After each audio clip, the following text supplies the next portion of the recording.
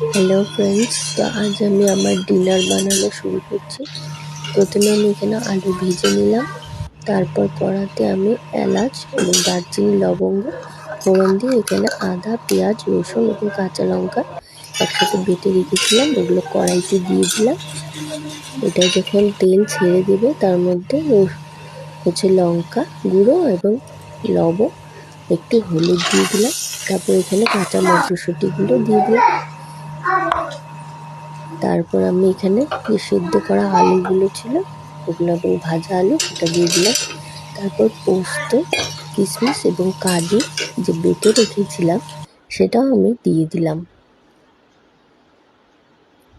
এবার দেওয়ার পর আমি এটাকে ভালো মতন প্রথমে রান্না করে নেব।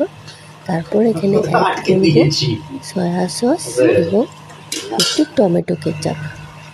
তারপর এটাকে মাখো মাখো হয়ে এলে আমি এটাকে নামিয়ে নিয়ে এর উপরে একটু ধনেপাতা কুচি ছড়িয়ে দিয়ে এটাকে ঢেকে রেখে দেব। পরে সার্ভ করব। আমার আলুর দম রেডি।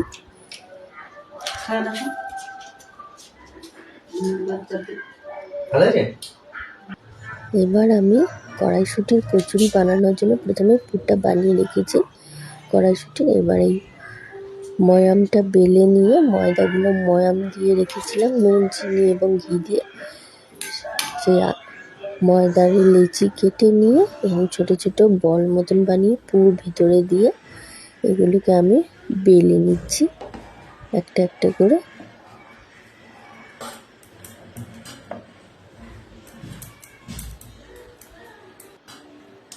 আমার সবগুলো রুটি বেলা হয়ে গেছে আর কি, কড়াইশুঁটির কচুরিগুলো। এবার এগুলোকে এই গরম তেলে ভেজে নিলাম, সাদা তেলে। এইভাবে পরপর একটা একটা করে ভেজে নিলে আমার কড়াইশুঁটির কচুরি সব রেডি হয়ে গেল।